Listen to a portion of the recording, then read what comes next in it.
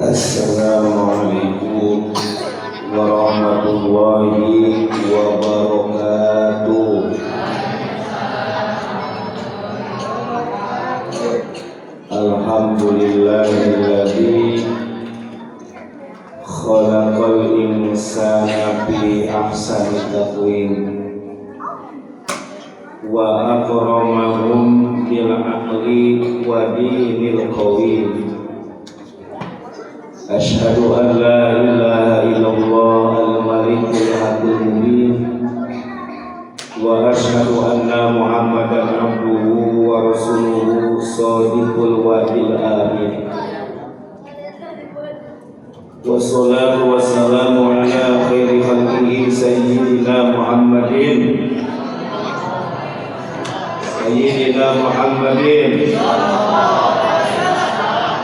ala alihi wa ashabihi wa man tabi'ahum illa yaumiddin, amma ba'du.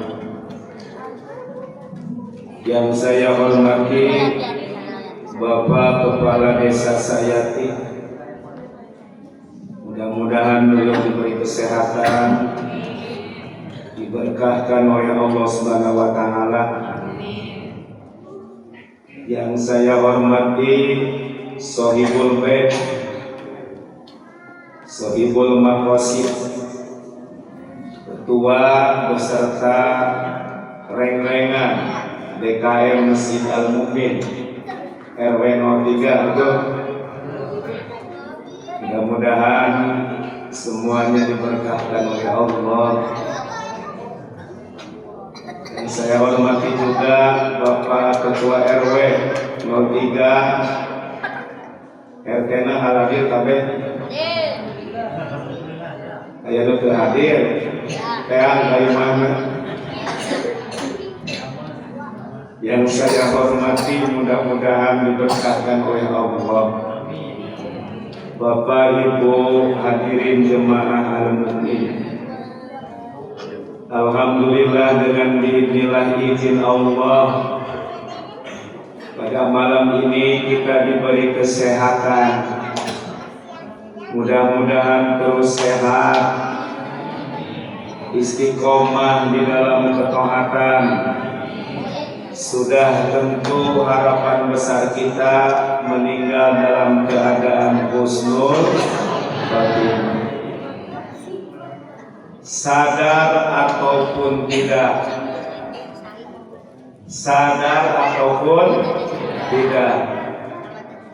makin tua usia kita, makin lemah tangan ini menggenggam. Beres dulu. Kira-kira yang paling enak didengar sudah tua, lanjut usia, atau sudah senja, Bu? Hah? Kira-kira yang paling enak didengar sudah tua? Ada yang merasa sudah tua di sini? Enggak ada. Ada yang merasa sudah senja di sini sebentar lagi maghrib? Enggak ada. Semua pasti menginginkan dan enak didengar lanjut. Makin tambah usia, makin tua, makin berat, makin lemah kita menggenggam. Ayah nu koskia, ya, berarti ke sekolah.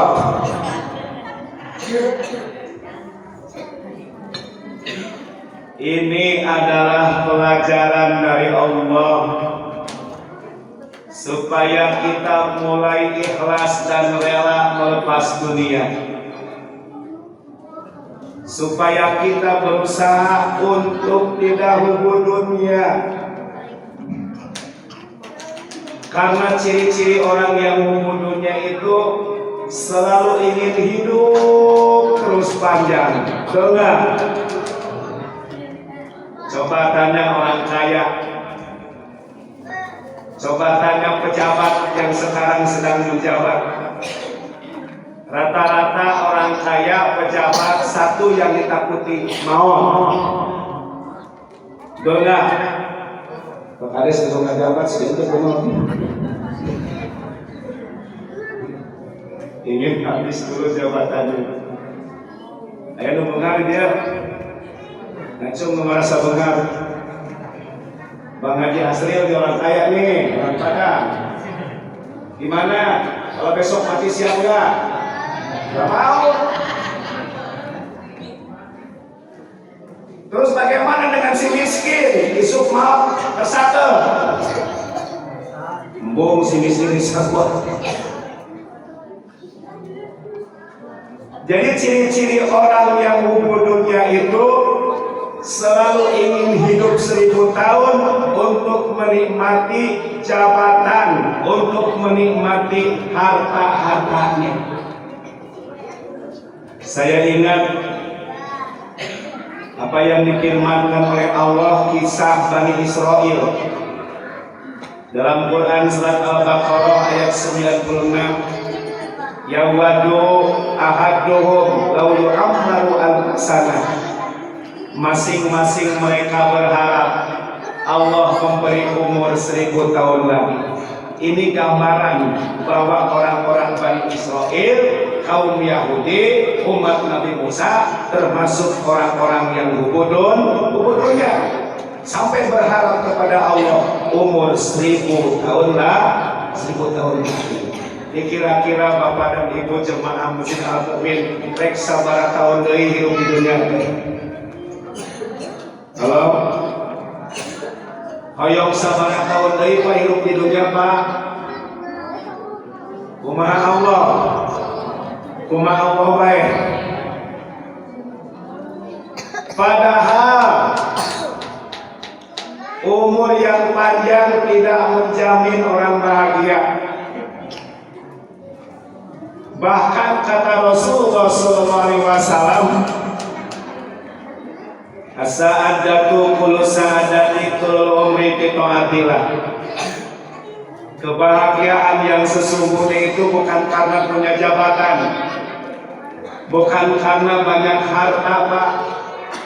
Kebahagiaan sesungguhnya itu tul umri fi ta'atillah, dipanjangkan usia dan bisa diisi untuk taat kepada Allah Subhanahu wa ta'ala.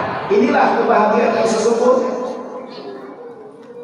Makanya karena makin kesini, makin akhir zaman, makin banyak orang yang hubungannya, inilah yang dikhawatirkan oleh Rasulullah Sallallahu Alaihi Wasallam.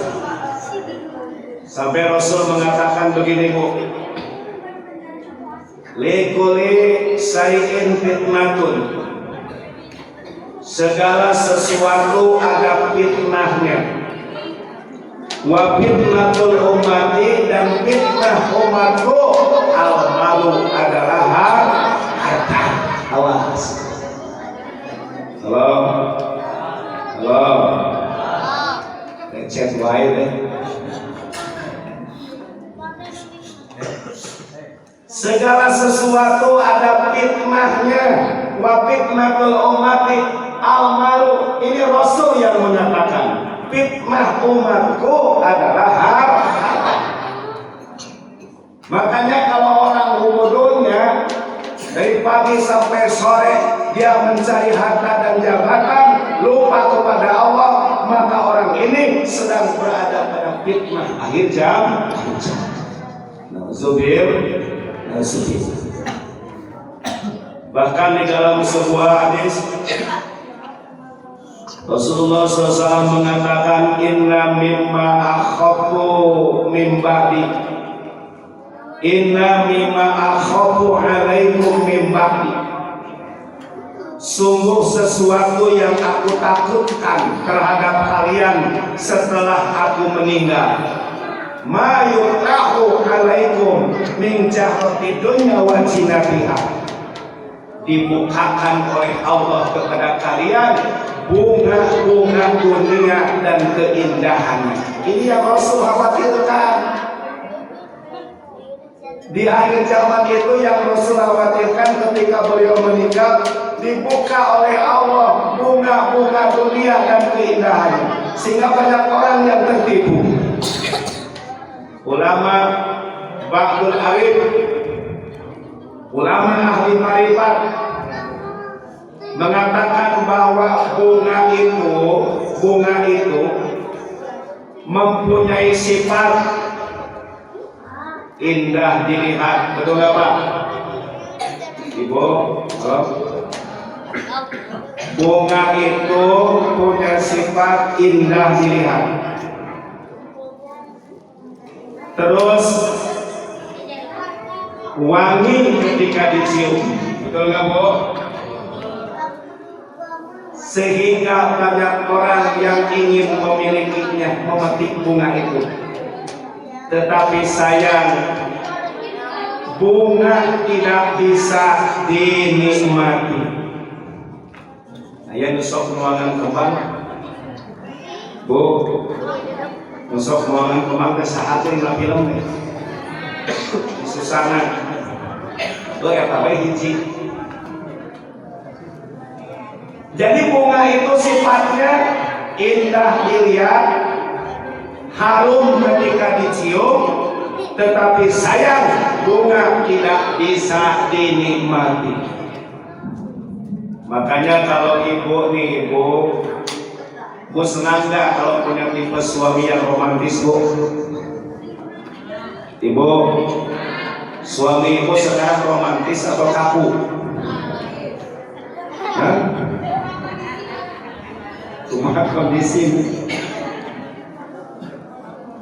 Rata-rata istri itu Pak senang punya suami yang romantis. Termasuk Rasulullah Shallallahu Alaihi Wasallam. Beliau tipe suami yang romantis Bu. Kalau datang ke rumah istri-istrinya, Rasulullah selalu memberikan hadiah. Ibu suami suka memberikan hadiah nggak Bu? Berarti itu romantis ya? Biasanya Pak, yang dilihat oleh istri itu bukan nilai hadiahnya, bukan, tapi romantisnya. Betul nggak Bu? Kajian teh ngeri bawa nama kata asal romantis mah. Ya hadiah di papa martabak. Coba kalau suami bawa emas, kongkorong, barijen dialungkan, beli martabak, beli kongkorong dialungkan. Kan bukan urusan pemberiannya, awas urusan romantis di sini. Jadi para waspa harus ingat nih, dari manapun kita datang ke rumah bawalah hadiah untuk istri. Inilah Rasulullah Sallallahu Alaihi Wasallam. Terus kan Rasul ke istrinya sebelum mengucapkan apa? Ya Humairah, wahai yang kemerah-merahan. Rasul nggak pernah menyebut nama kepada istrinya kan? Rasul selalu menyebut istrinya itu disanjung dengan kata-kata yang manis. Kalau bapak ke istri nyebutnya apa Pak? Hah? Mama? Manisku. Gimana? Manisku. Manisku. Hebat ya bapak, luar biasa. Luar biasa. Manisku atau bebek. Apalagi Bu? Pak, gimana nyebut istri apa? Bebek. Yayan. Sepertinya sepele, tapi membuat bahagia Mas. Nah ketika suami ngegombal Bu, bukan gombal ini romantis lah. Datang ke rumah ceritanya Mama itu cantik bagaikan bunga mawar.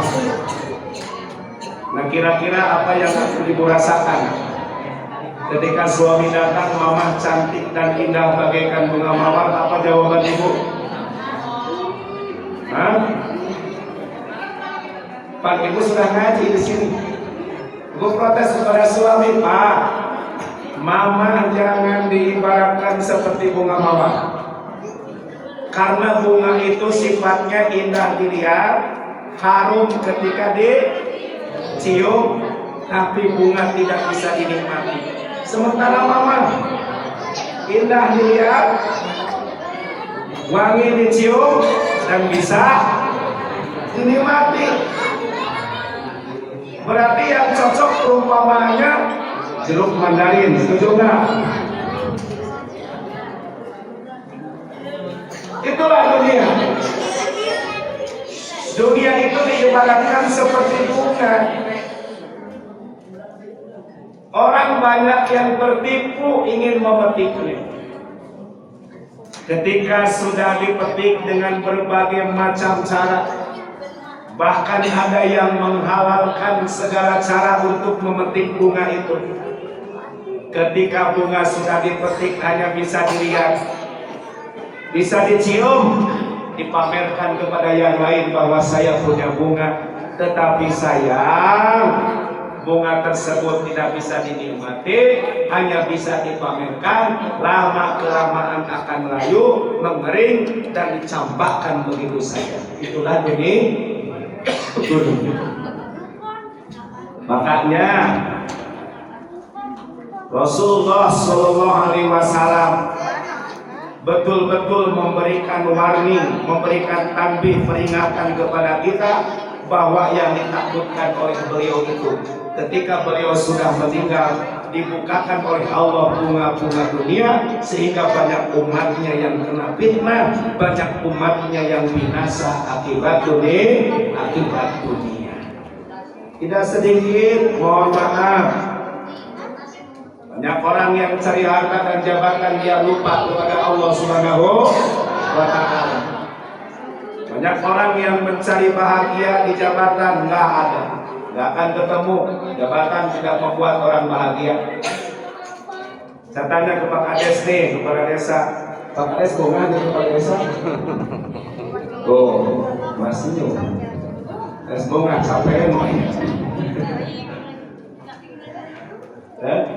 Amanah luar biasa. Sina Umar bin Khattab saja ketika diangkat menjadi khalifah, dia ngucapin apa? Bukan alhamdulillah, innalillahi, musibah dari Allah Subhanahu wa Ta'ala. Gak akan ada mencari kebahagiaan di jabatan, gak akan ketemu. Gak akan ada kebahagiaan di jabatan, setinggi apapun jabatan. Nah, sekarang apakah bisa kita cari kebahagiaan di harta? Gak ada. Kebahagiaan tidak akan kita dapatkan dalam harta. Tanya Bang Asril, tokonya ada berapa di Sagatu? Bang, toko baju bukan sabaraha. Malah ketawa nih siapa? Ayo 5. Ayo 5. Saya tanya, bahagia enggak? Enggak. Kebahagiaan tidak akan ketemu di jabatan, di harta tidak akan ketemu kebahagiaan. Ternyata kebahagiaan itu hanya kita dapatkan dari kening kita sampai ke tempat sujud kita. Kebahagiaan itu hanya kita bisa dapatkan, Bu, dari kening sampai tempat sujud kita. Dengan kata lain adalah salat. Apa? Salat. Makanya kata Ibrahim Al-Khawas dalam kitab Al-Hikam, orang yang bodoh di hadapan Allah, orang yang berusaha keras mencari sesuatu yang sudah dijamin oleh Allah. Apa itu? Rezeki. Wa ma min dabbatin fil ardi illa 'ala Allahi rizquha. Dan tidaklah Allah menciptakan sesuatu yang hidup di muka bumi ini kecuali Allah menjamin dengan rezekinya. Berarti rezeki sudah dijamin oleh Allah Subhanahu wa Ta'ala. Dengan meninggalkan sesuatu yang diwajibkan oleh Allah, wa ma khalaqul jinna wal insa illa liya'budun, dan tidaklah kami ciptakan jin dan manusia, kata Allah, kecuali untuk ibadah. Inilah orang yang bodoh. Orang yang bodoh di hadapan Allah berusaha keras mencari sesuatu yang dijamin oleh Allah rezeki dengan meninggalkan ibadah kepada Allah. Sul karena sholat. cul ka masjid, cul kana pengajian, diisuk nepi ka sore, bahkan nepi ka penting usaha neangan duit. Inilah orang yang bodoh di hadapan Allah. Karena apa? Karena jabatan, harta tidak ada dan tidak mungkin membuat orang bahagia. Yang membuat orang bahagia adalah sholat.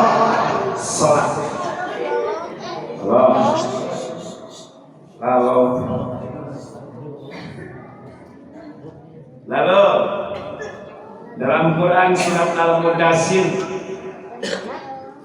ketika Allah bertanya kepada penduduk neraka Sakor, masalakakum fi Sakor, apa yang membuat kalian masuk ke dalam neraka Sakor? Sakor itu salah satu nama neraka. Masalakakum fi Sakor, apa yang menyebabkan kalian masuk neraka Sakor? Pertama nih, kalau mereka menjawab, lam naku minal muslimin.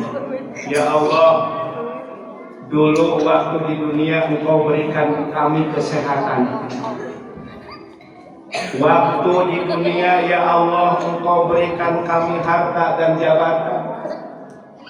Lam naku minal muslimin, tetapi kami ya Allah bukan termasuk hamba-hambamu yang istiqomah melaksanakan sholat. Jadi penduduk neraka Sakor. Sekarang terbukti kan? Sebelum menyesal dan masuk neraka Sakor, silahkan cari harta, tapi tolong awali dengan sholat. Karena dalam sholat kebahagiaan akan kita dapatkan, insya Allah. Lalu yang selanjutnya, walam nakun nut'imul miskin. Yang kedua, kata penduduk neraka Sakor, dan kami ya Allah termasuk golongan orang-orang yang tidak pernah memberikan makan bersedekah kepada orang-orang miskin, padahal kami dulu Engkau limpahkan harta. Ini kata siapa ini Pak? Kata siapa Bu? Penduduk neraka Sakor. Yang pertama, tidak mengerjakan sholat. Yang kedua, tidak memberikan makan kepada orang-orang miskin, tidak bersedekah kepada orang-orang miskin, padahal Allah memberikan segalanya, harta yang melimpah. Hari ke umroh mah ya Pak, kan loba jalma bulan kali kamu umroh. Sementara saya lagi kira di mana barang gerakan ke dalam. Maka kata Rasul, la yu'minu, orang seperti ini bukan orang yang beriman. Bolak-balik umroh kata Rasul. Ya, sementara dia tidak pernah bersedekah, tidak pernah membantu orang-orang miskin di sekitar rumahnya, banyak orang-orang yang lapar, maka umrohnya jelas mandul. Bahkan orang seperti ini bukan termasuk orang-orang yang beriman. Sementara kalau kita melihat suri tauladan Rasulullah SAW, salah satu sifat yang wajib kita contoh dari Rasulullah SAW, beliau sangat sayang kepada orang-orang miskin. Sampai Rasulullah masih hidup beliau, Rasulullah nggak pernah punya tabungan sedikit pun. Ketika ada rezeki, beliau makan, keluarganya makan, sisanya beliau keluarkan. Ketika ada rezeki lagi, beliau makan untuk keluarganya, sisanya dikeluarkan. Karena Rasul yakin besok Allah akan memberikan lagi. Bagaimana dengan kita?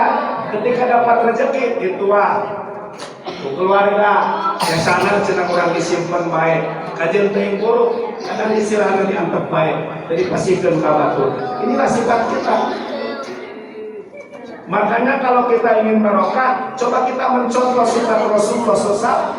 Ketika ada yang datang rezeki, maka yang lama keluarkan semua.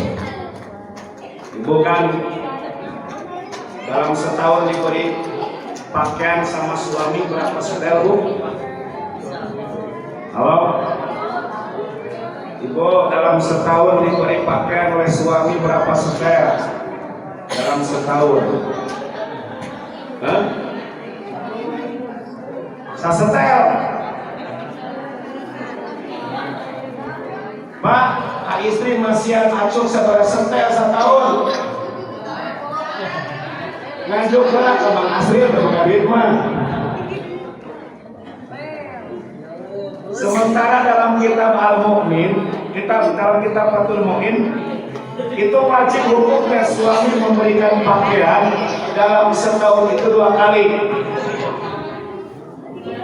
Berarti lamun suami maparin setahun sekali puasa setel, maka dosa hukumnya awas. Sampaikan kepada suami. Jadi lamun maparin ayeuna baju setahun sekali, berarti dosa kudu dua setel.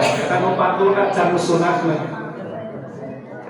Kalau ibu sistemnya begini.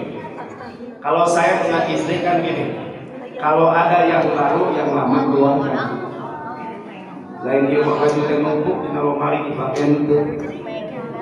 Jadi lamun ibu kayak kacau nu anyar bisa lagi nu lami keluarkan pasikeun ka jalma nu teu mampu. Terus lainnya ibu boga beas 2 karung datang di sakarung terus dila keluar itu. Itulah sistem Rasulullah sallallahu alaihi wasallam. Insya Allah Pak Kades, kalau sistem hidup kita seperti Rasulullah, semua insya Allah akan bahagia.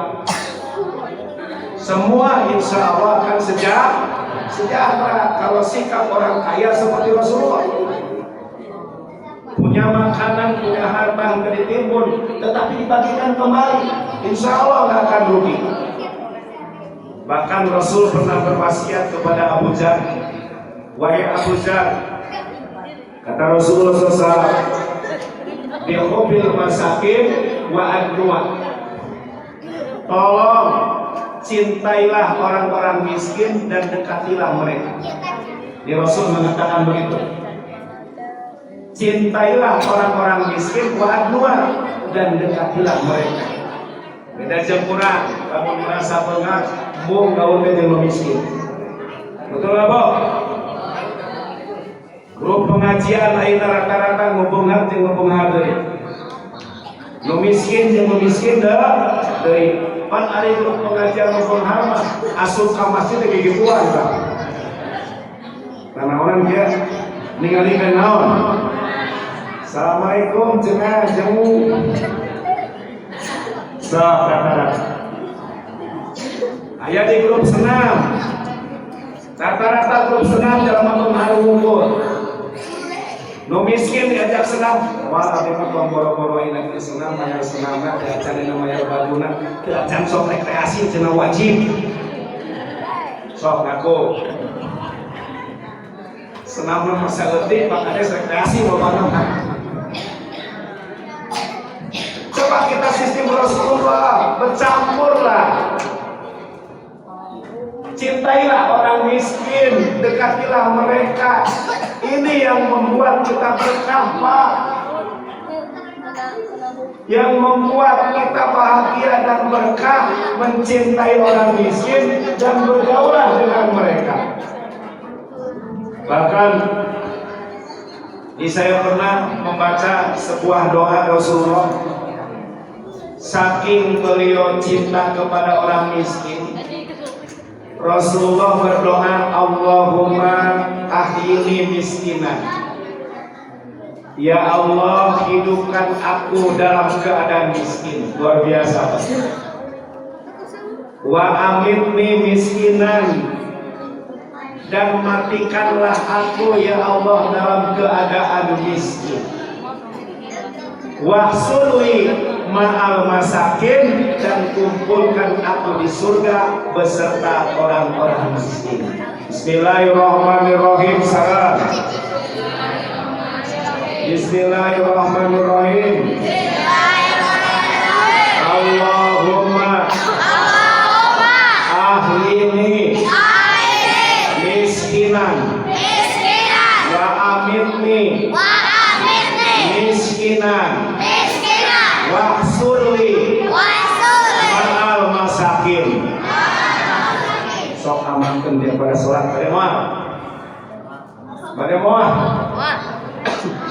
Da abdi dimulai mendakan ieu hadis tara pernah diamalkeun ku abdi ieu teh.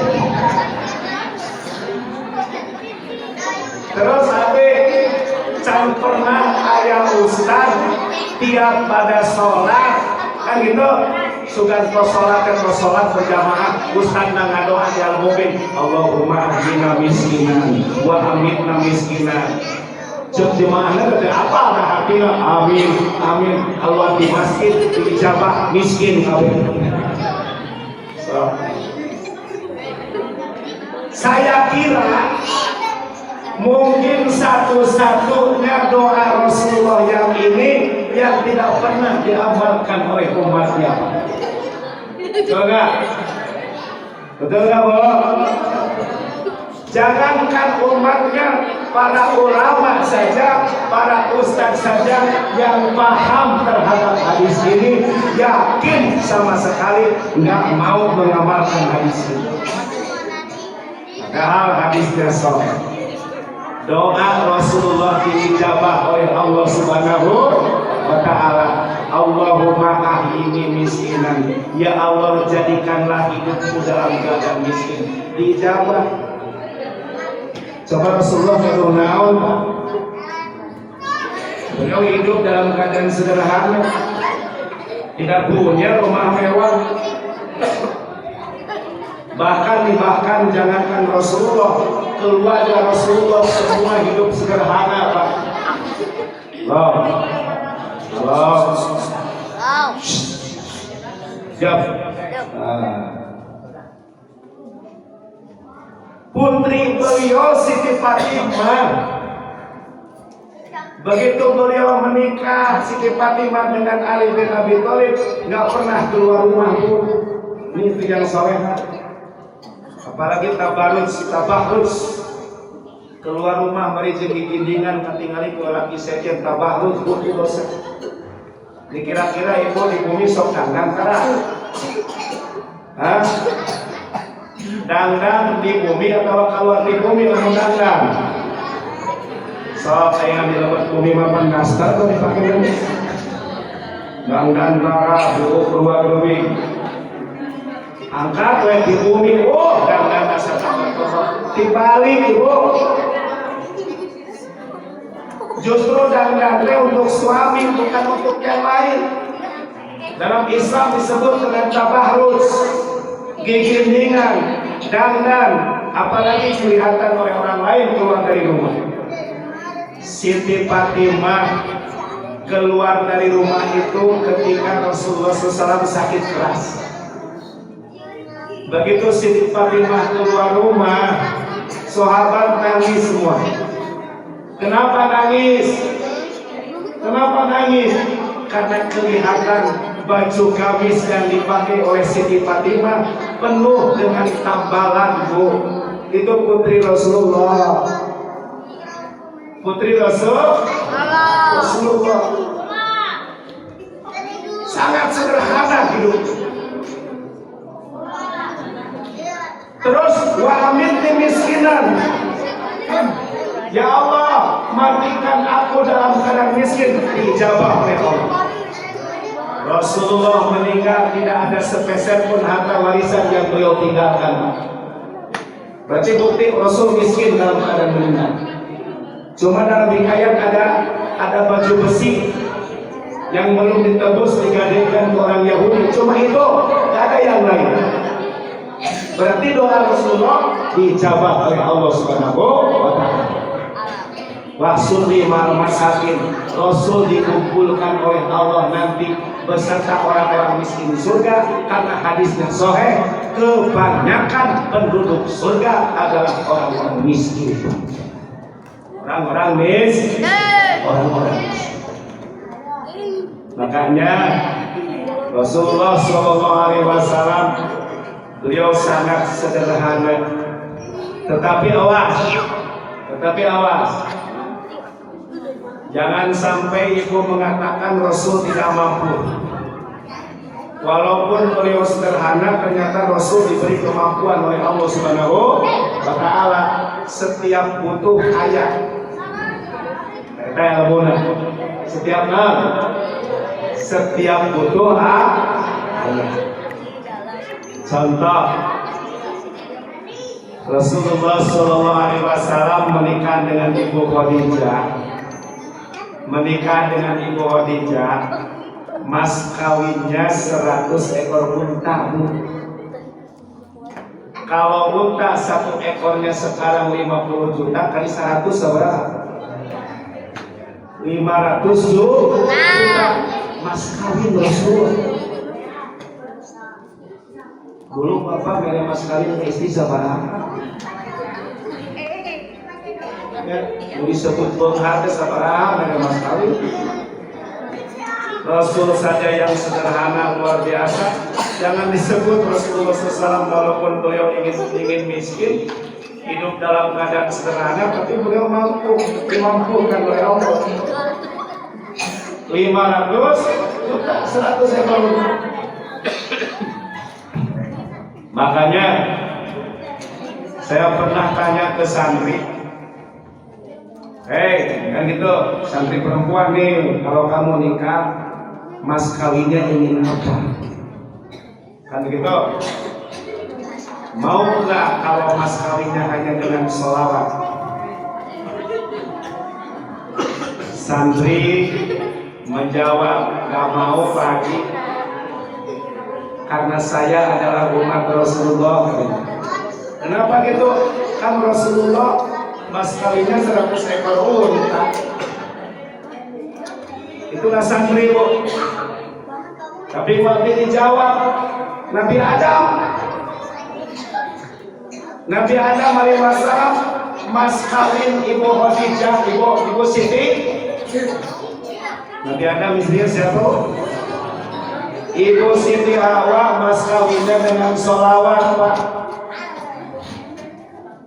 Ini kira-kira kalau ibu punya putri, punya anak, ada calonnya, mas kawin ku sholawat bersatu. Hah? Mau melaksanakan?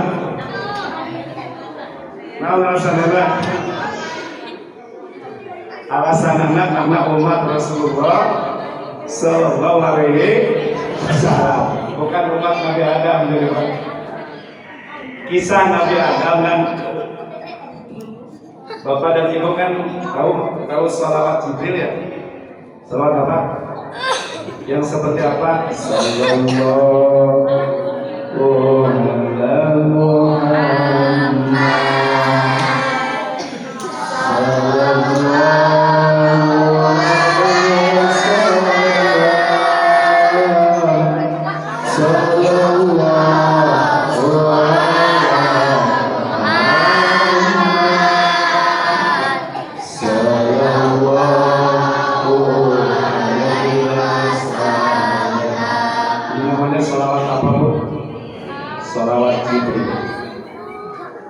Kisahnya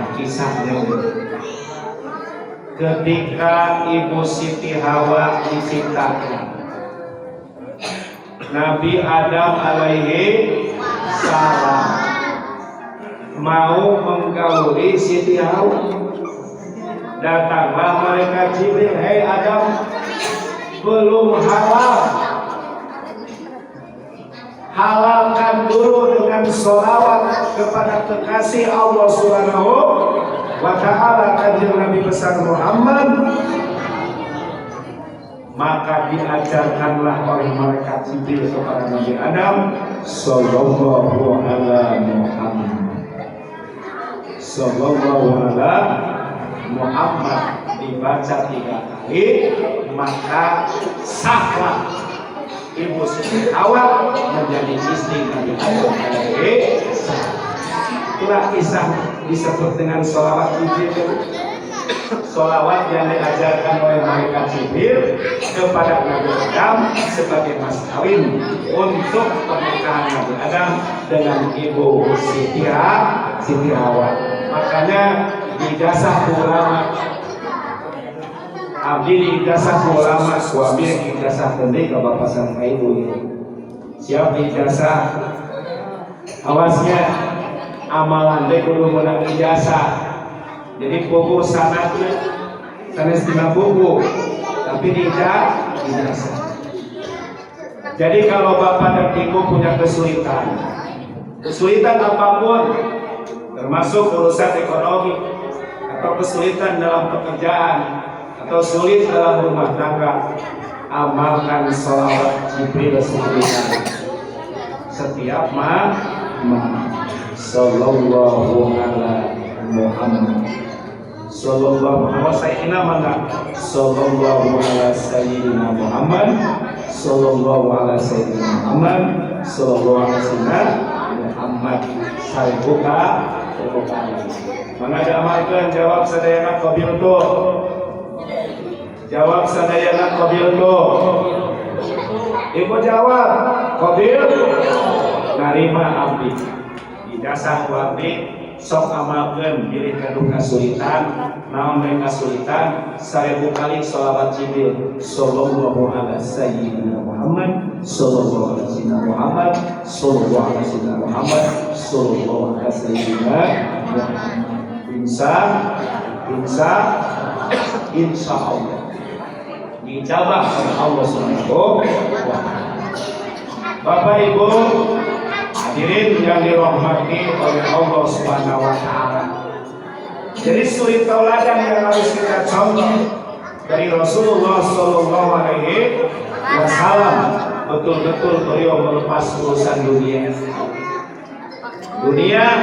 harta dan jabatan hanya dijadikan jabatan, hanya dijadikan kendaraan. Untuk apa? Untuk mencapai madhofillah, ridho Allah, baik di dunia ataupun di akhirat. Dipikir-pikir ibu, nah ini harta, jabatan apa sih? Yang kita butuhkan dalam hidup ini adalah kenikmatan batin, yaitu dengan cara kita sholat secara hablum minallah. Terus yang selanjutnya secara hablum minanas, biasakan kita bersilaturahmi. Itu yang harus kita lakukan. Ketika kita punya harta, punya jabatan, jadikan untuk itu. Jadikan untuk kita istiqomah ibadah kepada Allah sebagai sarana, Pak. Punya jabatan, jadikan jabatan itu sebagai sarana untuk membuat kebijakan-kebijakan yang baik, yang membuat secara hablum minanas bahagia. Itu tujuannya sebenarnya. Insya Allah dengan seperti itu, yakin rahmat Allah akan bercucuran kepada kita. Saya membaca sebuah hikayat dalam kitab Usburiyah. Ini ada hikayat ini. Ada seorang ahli ibadah, Pak. Ahli ibadah, getol ibadahnya. Ka masjidna getol, sholatna getol, bahkan ka Mekah bolak-balik si orang Cigodewa. Pan orang Cigodewa sok bolak-balik ke Mekah. Sepi-sepi jualan kain, datang ke Mekah, beres di Mekah, rame di kain. Kurang mah ke kampung ka Mekah, ka Mekah Wali atau ka Mahmud tadi. Ya, ayo orang Cigodewa mah lalu bagus, jawab nanti ka Mekah langsung. Kurang mah ka mana? Ka mana? Ka Mahmud bae. Jadi bolak-balik ke Mekah, sholat di masjid luar biasa. Intinya ibadahnya lebih daripada yang lain. Ketika dia meninggal, sumayumitukum sumayuyikum, dihidupkan kembali oleh Allah. Begitu sampai di akhirat, dia bertanya kepada Allah, ya Allah, tempat yang mana yang akan Engkau berikan untukku? Kata Allah apa? An-naru. Kaget, Pak. Ada orang di dunia ahli ibadah, ternyata di akhirat pas kaya tempat neraka. Ini orang bertanya lagi, kenapa ya Allah? Kemanakan amal kebaikan kami? Kata Allah, di garis bawah ini, sebesar apapun kebaikan yang kamu lakukan, sebesar apapun nilai ibadah yang kamu kumpulkan, kalau tidak disambungkan dengan rahmat Allah di akhirat, maka kebaikan dan ibadahmu tidak akan ada manfaatnya. Awas, sok sengaja orang getol sholat ke haji umroh beberapa kali, lamun tadi sambungkan jeung rahmat Allah di akhirat, tidak akan ada manfaatnya, Bu. Tetapi sebaliknya, walaupun amal kita sedikit, disambungkan dengan rahmat Allah, dijamin kita masuk surga. Karena yang menjamin surga adalah rahmat Allah. Maka orang ini bertanya lagi, ya Rasulullah, kenapa? Ya Allah, kenapa? Kok amal kebaikanku tidak disambungkan dengan rahmatmu? Karena dulu waktu di dunia kamu tidak pernah menyambungkan rahmatku dengan hamba-hambaku. Artinya dia, awas, aya jalma sholatna getol, ka Mekah bolak-balik, jeung dulur teu akur, jeung tetangga teu hade, ka eta nu bahaya. Ieu bahaya. Karena bukan hanya hablum min Allah yang Allah butuhkan, tetapi hablum minas juga yang Allah butuhkan.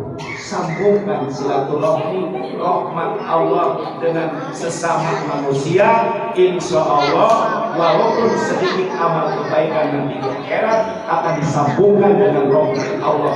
Insya Allah surga akan menjadi tempat tinggal kita. Insya Allah. Mudah-mudahan apa yang saya sampaikan ini jadi ilmu bagi kita semua.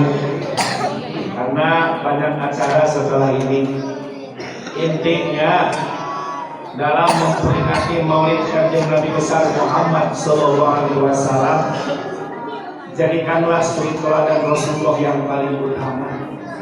Bahwa Rasulullah Sallallahu Alaihi Wasallam itu sama sekali tidak ubudun. Justru inilah yang dikhawatirkan oleh Rasulullah SAW kepada umatnya. Dan yang Rasul lakukan, beliau sangat mencintai orang-orang miskin. Beliau sangat mencintai orang-orang fakir dan anak-anak yatim, sehingga kebiasaan beliau selalu berbagi kepada mereka. Tidak ada sedikit pun harta yang tersisa ketika beliau meninggal. Ini yang harus kita contoh. Insya Allah barokah. Jangan lupa amalkan sholawat apa tadi? Sholawat Jibril. Berapa kali? Coba berjamaah. Sallallahu